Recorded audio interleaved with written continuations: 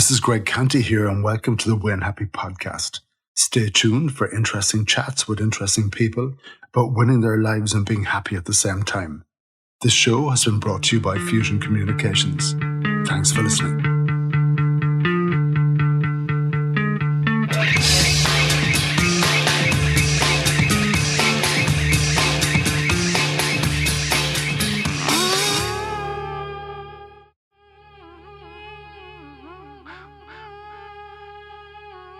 In part 2 of a 2-part conversation with Philip McKinley, he chats about the changing role of the church in Irish society, the relationship between the Catholic and Protestant church, and what he hopes to achieve in his new life as a priest. Let's hear from Philip.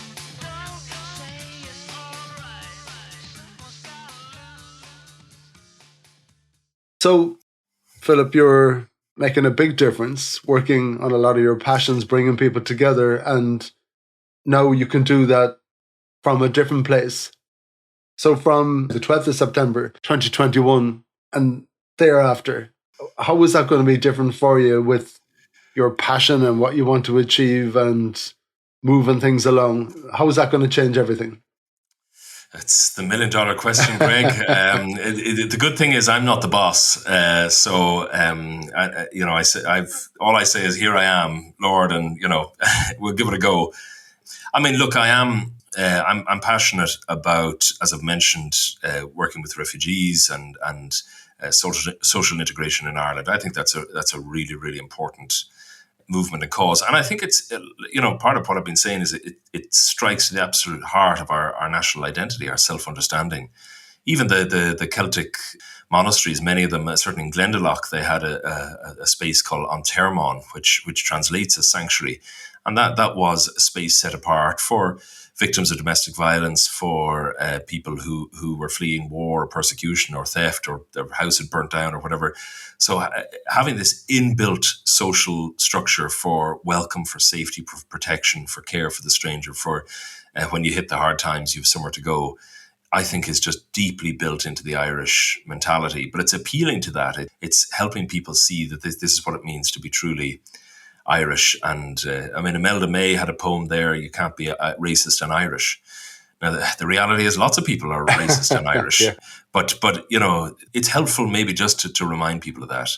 So, look, I'd love to see, and I believe the church can be just alongside the trade unions, alongside academics, alongside politicians, alongside a whole host in society, is a force for good, can contribute something meaningful, is a repository of ethics and values, can think critically about things like nonviolence, like, Ireland's, the role of Shannon Airport for the US military, can think about ethical issues around the environment and pollution, can think about ethical issues around the welcome of refugees and asylum seekers.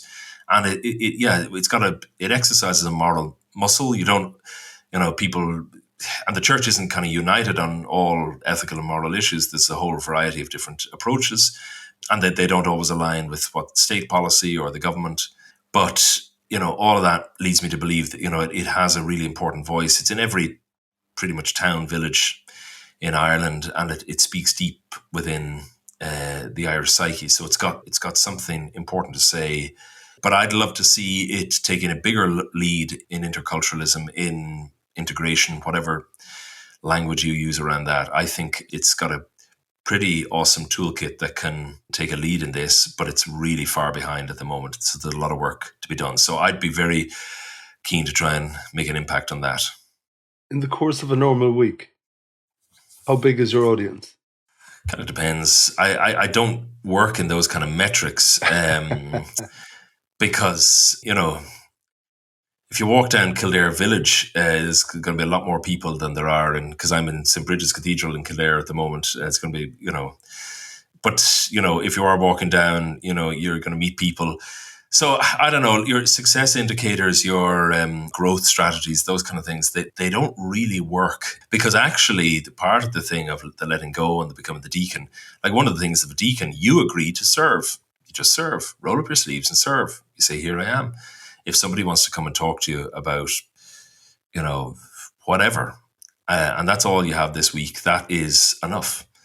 Yeah. So it's a really hard one. There are certain indicators, but it's not the same as running a business. I was saying that from the point of view, really, of, Philip, who's trying to affect change in different ways, change people's thinking. And suddenly, in a very official way, you have an audience in front of you. You're mine out today, Sunday, Saturday, whatever that looks like. And I've stuff to say to you. And because you're a believer, you come through that door. I have you for the next half hour, whatever that looks like.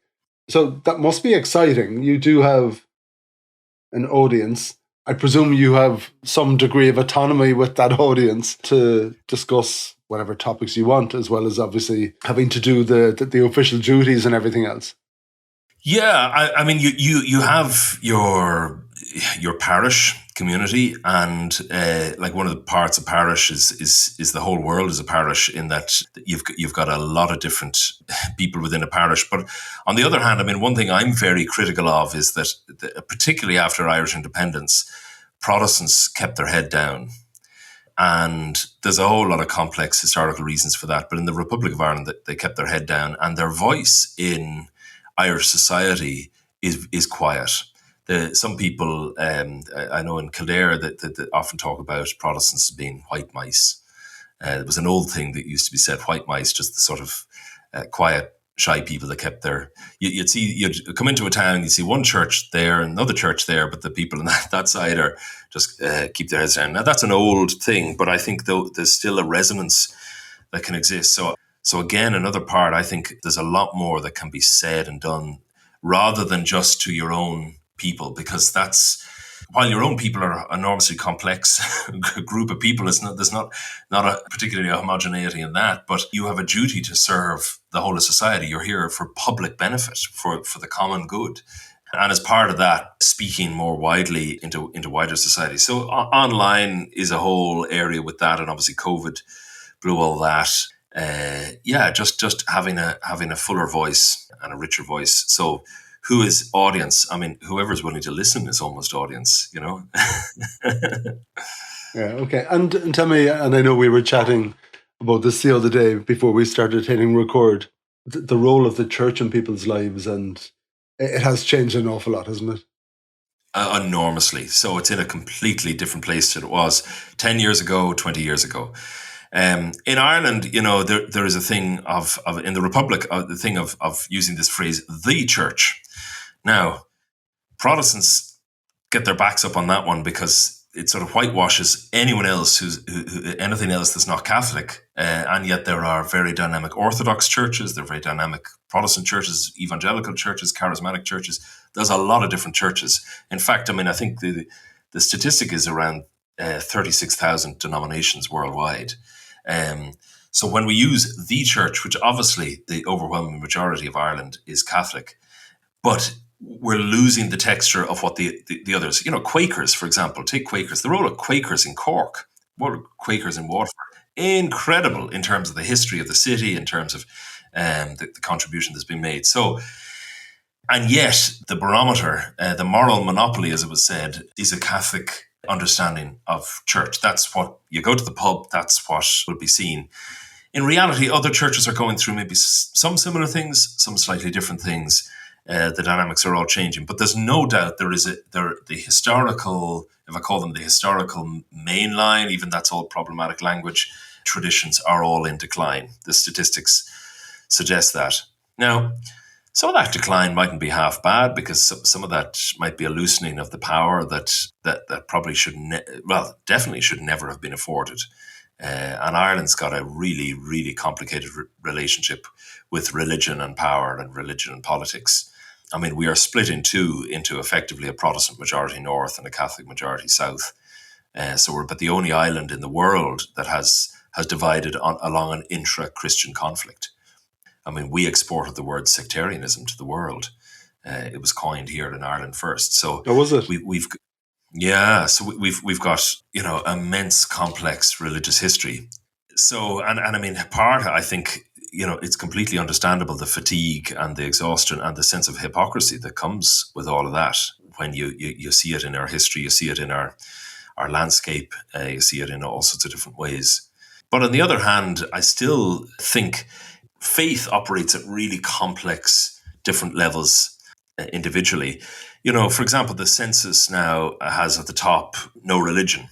Now, I know lots of people who will take no religion, who will have a strong sense of faith and a prayer life and will engage with various Christian activities.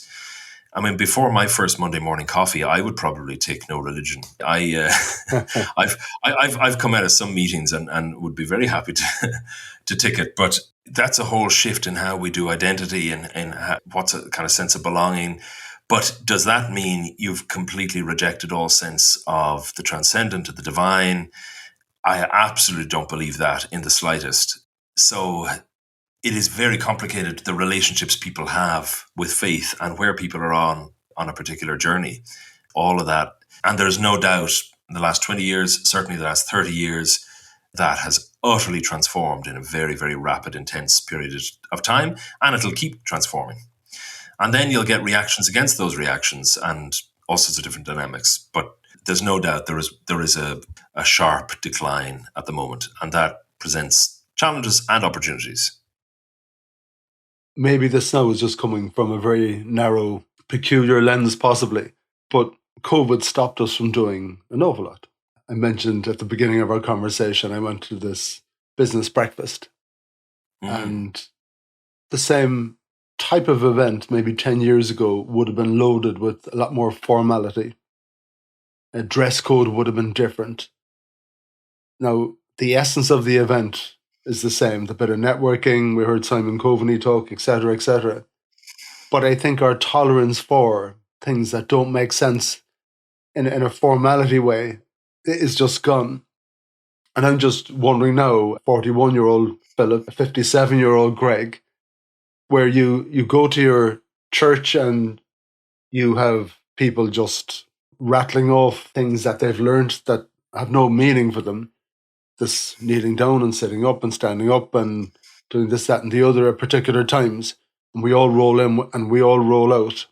I think maybe if you think about life in 2022, like the kind of things that we say to our clients, a time-poor consumer, very impatient. It's gone now from, even if you look at social media, and I know we're both social media users, it's like attention spans are down to your little TikTok, little snappy things. People don't even want to read anymore.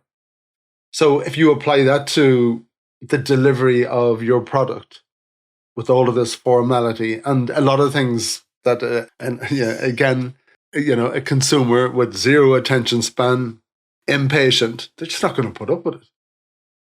But we do like to come together, and I think everyone will swallow that pill that says, I want to be a good person and live in a very good way. So is it really just a case of the mechanics around how we deliver all of that need to shift a little bit?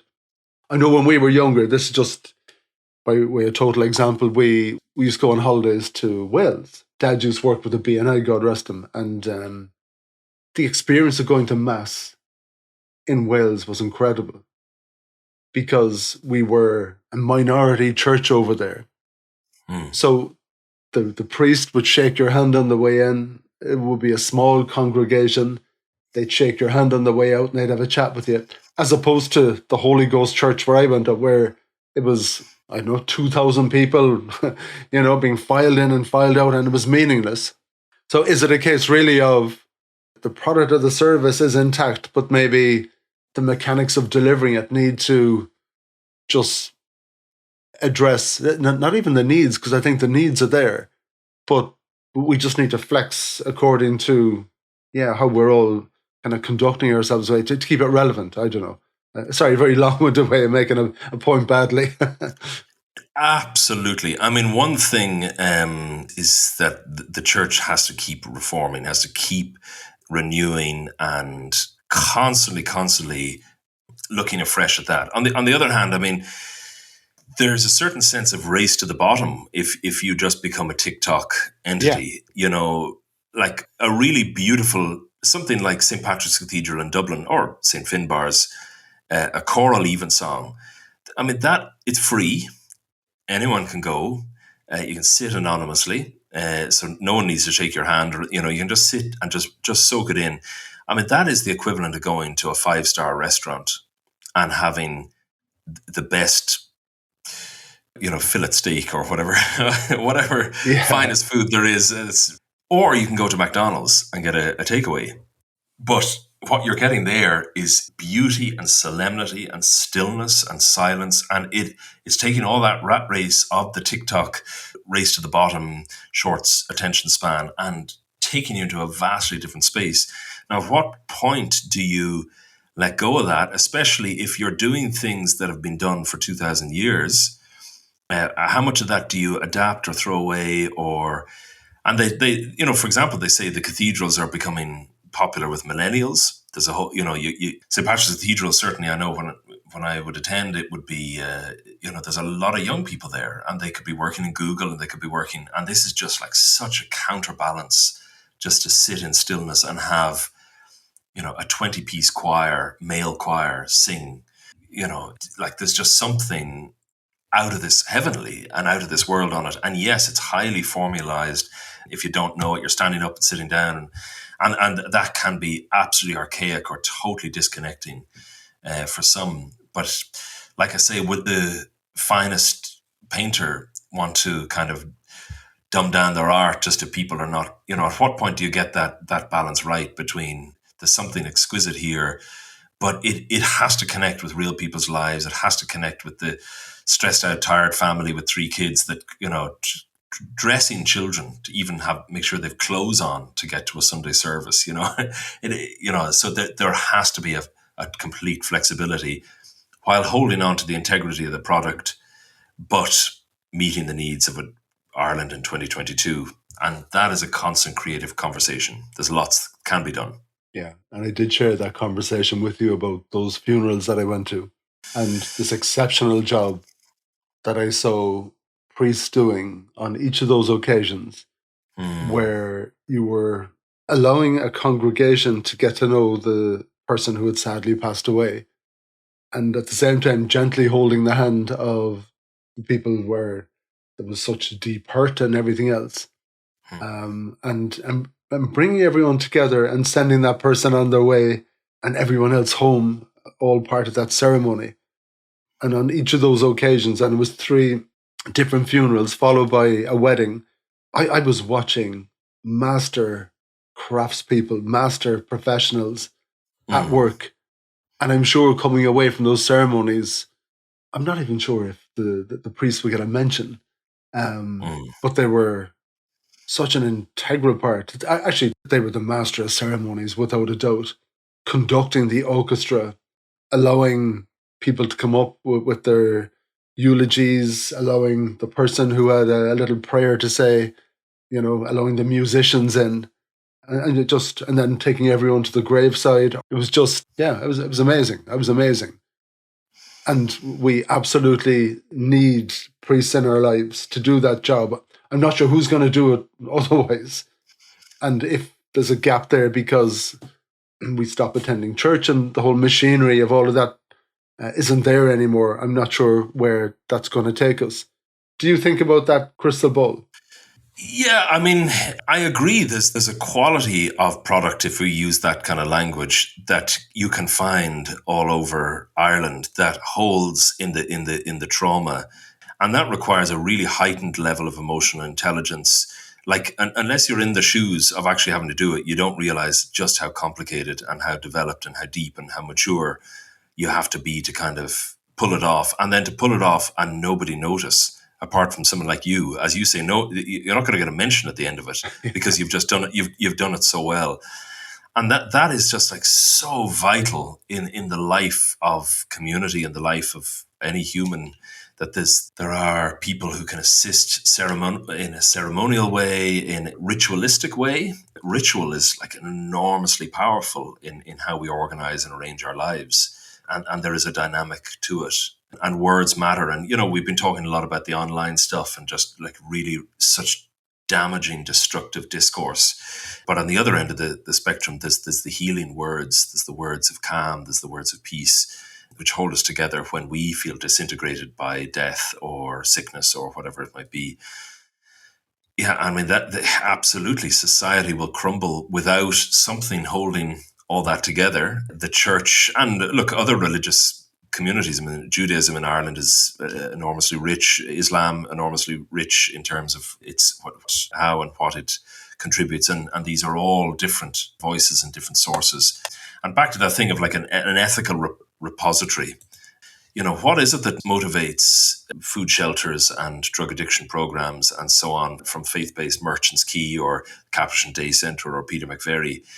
Like, there's still something there that contributes to the common good. And they don't ask you, if you come to Merchants Quay, what religion are you? Or, it's just serving those in really, really extreme circumstances of drug addiction. And that's tied to a whole complex network of economic and social and, environmental and a whole variety of reasons. And there is somebody there who has a spark and has a motivation, gets up every morning because they believe this is good and right, and they have an ethical, moral framework to support them in doing this, and nobody will say thank you. A lot of that goes with the territory. That's fine, but yeah, that is the thing of beauty.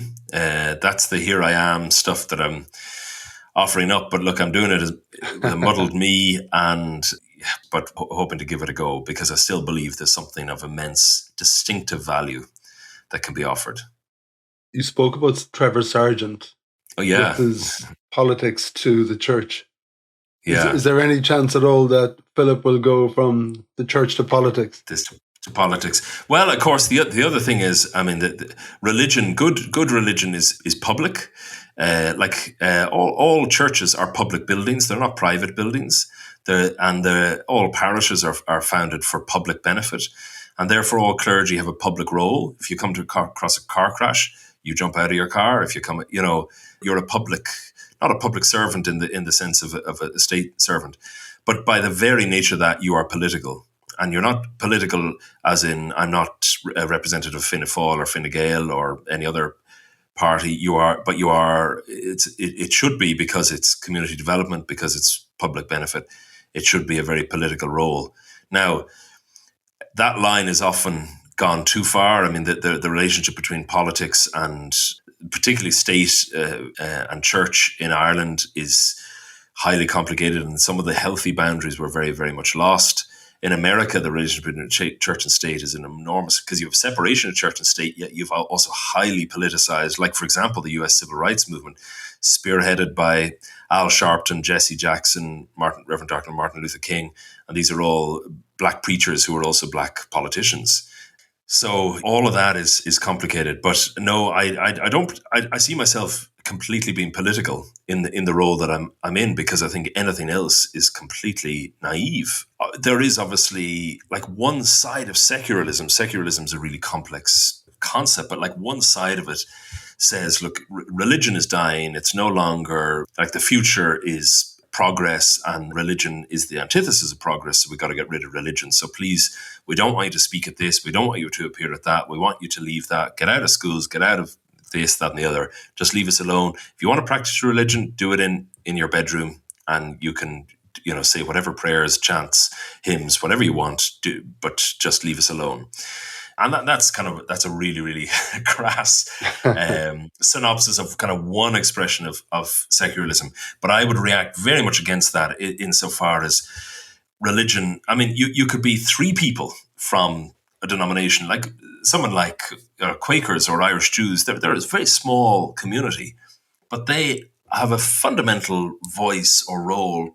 They can say something. For example, the Quakers around Irish neutrality, which is a very hot topic now. Do we join NATO? Quakers can give us a whole insight into Irish neutrality that could be immensely important in how we conceptualize or think about Irish neutrality. So Quakers should not be silenced from that debate or told, look, if you want to say your prayers, just please go back to your meeting house and do that. No, actually, Quakers could have a very, very political role in shaping Ireland's neutrality policy. So I see myself as political already. Sorry, Greg. Fair enough. If you landed from the moon and you didn't know how this Earth worked, and you're running around the place and loads of people are chatting to you about religion. And if someone tapped you on the shoulder and said, listen, can you explain to me very, very quickly, what is religion? What would you say to them? Oh, if they came, God, goodness, where would you begin? I mean, look, you would, if you're starting at absolute beginners, you ultimately it is love. God is love, and love is the driving force of the universe, is the thing that holds it all together, but not any romanticized form of love. Because with love comes heartbreak and comes sorrow and sadness. And it is bigger than this world. There is something beyond, there is something more. There is an origin, there is a source. The source is the divine, the Lord of Lords, God, and religion conceptualizes that. But even I've given you a whole lot of descriptions there that are very much from the Judeo-Christian perspective. If you were to ask a Buddhist, I suspect you'd get a very different answer. And then at the end of all that, would anyone be any more the wiser? I don't know. And part of this, Mr. Spaceman walks away from you, scratching his head, saying, "Okay, I better ask someone else." I think he might want to get back on his UFO and go back up to space.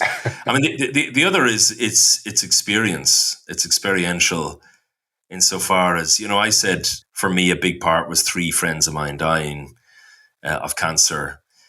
You don't explain a lot of this. John of the Cross, in what was he, 13th, 12th century, said, God comes not through the head, but through the heart. Heart experiences shape us often in ways that head experiences just don't. Head experiences verbalize, conceptualize, but I don't think you explain it to people. I think, of course, explanation helps you rationalize and conceptualize, but a lot is experience. So you'd almost want to say, look, any explanation I give you is going to be really bad. Just, would you like to come? Just taste and see is a beautiful image. Okay, turn up next Sunday, and that's what you say to Mr. Spaceman. Pop along next Sunday and come through the door. 10:30. Yeah, have your collection envelope ready, please. What's happiness to you, Philip? I mean, happiness is holding light and darkness together. There's people kind of laugh. It can be denigrated, the creation of the world story in the Bible, Genesis chapter 1. But actually, it's not a science book. It is telling a narrative. It's telling a story on how to understand our origins. And in the original Hebrew, it's really, really, really deep. There are so many layers of what's going on. So one of the first things it says, opening line, in the beginning, God created the heavens and the earth. And out of the darkness, he took the light. And what that means is that in darkness, there is light, and he separated them. So the light exists with the darkness. And when I think on times in my life, take, for example, great sadness when somebody dies. And death is the hardest part of life. And yet, things happen that were just miraculous or extraordinary in terms of love and care and support. I probably received the most amount of light at a time that I had the most amount of darkness. So lightness and darkness coexist. And like, one of the challenges, we live in a world where Disney Plus and Netflix and Hallmark and all these kind of brands and agents package happiness as a romantic, the idea they all lived happily ever after is one of the most dangerous ideas that could ever be done. Because, I mean, do you have any understanding of marriage if you think they all lived happily ever after? It just doesn't work like that, and you're just setting yourself up to fail if you believe they all lived happily ever after. It is just experiencing life and the beauty of happiness, the joy and the gift of happiness, but that it lives and coexists. And part of faith, part of what God is doing in the world, part of what the church is supposed to do is to be that agent, constantly looking to draw that light out of the darkness. But go to the darkness. Merchant's Key. Go to, addicted to heroin, go there and let's see how I can draw or be part. How is God drawing the light from that? What is happiness when you're addicted to heroin? What is happiness when? And so that's just my way of saying I don't see it in isolation. I see it within that fuller part of darkness and light coexisting, and God being the one that is constantly drawing the light out away from the darkness. And that's all it says in creation. It's not that the light is over there, the darkness is over there. No, there is darkness and God is drawing out the light. Are you happy? Yeah, yes, I am. And I mean, I'm also kind of, I'm stepping out into something new because the new step in my life. So I also have there's an uncertainty with that. There's a letting go. But I have a beautiful, staggering, wonderful wife. I have 4 beautiful children. I have so much to be thankful for. I cannot thank God enough for the incredible, beautiful, beautiful things you mentioned. My mother, my father, my siblings, all the rest. So all those are just wonderful, wonderful things. So I can definitely say that I am happy. I am thankful. It is well. And tell me, putting the ball into the back of the net, my kind of win happy moments, the things in your life that you plan, the kind of goals that you have, what do they look like? Yeah, well, I've mentioned, really seeing, helping Ireland return to what I consider its core values, which are around welcome. I see that as a really important part of who I am and something that just drives me. And I'd love to see, and I know it drives other people, and I'd love to see it reaching higher fulfillment, and the church is an agent for that. But again, that's just for the public good, for societal improvement. So I guess that is the closest thing to a win. All of these things are journeys. There's wins along the way. There's not a utopian end goal. It doesn't work like that. Your conduits, you're handed a baton. You're to go not from point A to point B, but maybe like point N to point O along a much bigger continuum.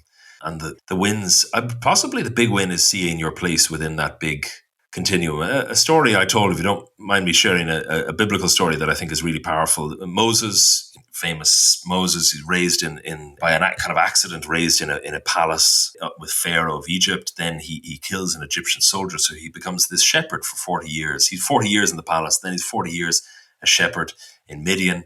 And then he sees this burning bush and he's told, go back to Pharaoh, go back to where you belonged. You're now a poor shepherd. You were a wealthy prince. Go back, though, and tell him to release all the Israelite slaves. He does that. And then they wander for 40 years. He gets to the absolute edge of the border of where he's supposed to bring them. And at the age of 120, he drops dead. And it seems like this cruel twist of fate that he just didn't make it to the very end. But actually what happens is he's brought up to this mountain and he's shown the past and he's shown the future. And when he sees all that has gone before him and the generation 400 years before him, and he sees all that's going to go ahead of him, he suddenly drops dead because he realizes, all I had to do, success for me, was just to do my portion, my little piece of the jigsaw was just to go from there to there. That is enough. And bang, he dropped dead. So, who is rich? He who is happy with their portion. What is enough? What is to win? A lot of it is how you see, it is enough. But can I be part of that conduit that brings the church, brings society? I just do my portion. And I guess that's my kicking the ball in the back of the net. And there will be success and there will be failure in all of that. But can I fulfill my portion? Yeah. On the subject of bringing people together, I'm just going to share a tiny story with you. You might like this. This day last week, I was in the South Mall of Cork at the bank machine taking out some cash. It's a wide footpath, so my back was to everything that was going on, people walking past. Next minute, I heard a guy shouting and roaring, excuse me, get out of the way, get out of the way. And there's a guy on a bike flying through on the footpath, screaming at people to get out of the way. And one of the pedestrians turned around and went, what the hell are you at? You shouldn't be on the footpath screaming, roaring at people to get out of the way. You're on a bike. So I kind of turned around and there was a bit of aggro between the two of them. And the guy on the bike now was one of these triathlon types, 6'3" or 4", black head to toe, all the sports gear, all pumped up, whatever. And so I jumped to the side of the poor pedestrian and said, come on, you know, what are you doing? You shouldn't be on the footpath like that. So then he's in my face. And at this moment in time, the other guy walked away, right? So now he's in my face and he's going, what's your problem? I was being polite. And I said to him, listen, yeah, you might have been saying polite things, but you were shouting and roaring. And by the way, you shouldn't have been on the footpath. So now he's still shouting and roaring at my face, saying, what's your problem? What's your problem? I was being polite. So I kind of knew I was in a loop here. Two people highly charged. Conversation was going nowhere. So I just said to him, listen, there's no point having this conversation with you. If you can't get the fact that being on the footpath is the wrong thing, I'm not going to waste my time. So I turned around and walked away from him. And next minute, he's following me. Ooh. And he's in my face again, repeating exactly the same. What's your problem? What have I done wrong? I was being polite. And I just looked at him for a second and I thought, okay, I need to do something different here to break this cycle. So I put my hand out to him to shake his hand. And he looked at me confused and he took my hand. Oh. Yeah. And I just said to him, I said, hey man, calm down. It's a lovely Friday afternoon. We shouldn't be fighting like this. He said, that is brilliant conflict resolution. And he gave me a big hug. And there you are. You made a friend. Yeah. Have a great weekend. And yeah, I probably shouldn't have been on the footpath. And that was the end of it. And in a way, if you come together and you talk and we stop doing the warrior stuff and expecting everyone as the enemy and all that kind of stuff, it breaks it down. So I have one question for Philip. Yeah. A huge one. What was your best day ever? Ooh. I mean, you know, the cheesy answer is you say the day I was born, because, you know, the rest of them wouldn't have happened if it wasn't for that. or maybe even before the day you're born, the other day. I mean, look, there's loads of days flashed in my mind. Greg, you're hitting me with the big ones on this. But, I mean, look, there is a beauty in today. Why isn't today the best day? You know, because like I say, you know, you have those mountaintop experiences where you can say, you know, I achieved this or I got that, or my wedding day was just fabulous, but I was exhausted. Julie and I we were totally sleep deprived on our wedding day. when my son was born, again, sleep deprivation on a lot, when all the babies were born. So all I can say is the darkness and the light, that they're all there. It's not a utopia. It's, you know, the best day is today. The best day might be tomorrow. The best day might be yesterday. Is that a very cheesy answer for you, Greg? Well, I actually don't think it is really, because today is the only one we have, isn't it? Totally. Yeah. So it's a pretty good best day. And yeah, thank you. And today is enough. Yeah. You know, there's a beautiful school, Ignatian spirituality. They get you at the end of the day, just look back and just see what are the highs and the lows. Every day has highs and lows. And just dwell on them and draw from them. What do I need to learn? Where do I need to go? What do I need to give thanks for? What do I need to park? What do I need to let go of? Today is that day, the best day of our lives. Okay, we sorted that one out. There you are. Yeah, Philip, thank you so much for coming on the Win Happy podcast. You've got, I hadn't met you before. We've spoken on the phone. There's a really nice aura about you. That might sound like a bit bullshitty now or whatever, I'm not sure. But yeah, there's a good positivity. And I think whatever parishioners that come in front of you in Kildare and Newbridge are going to be very lucky. And if that can be a little bit broader than that, then that's pretty cool as well. Enjoy this journey, and hopefully we can catch up at some point. I'd love that. Greg, thanks a million, and thanks a million for all you do through Win Happy as well. It's a real privilege to be on here with you. So I'm very grateful. Thank you. You were so welcome. Take it easy.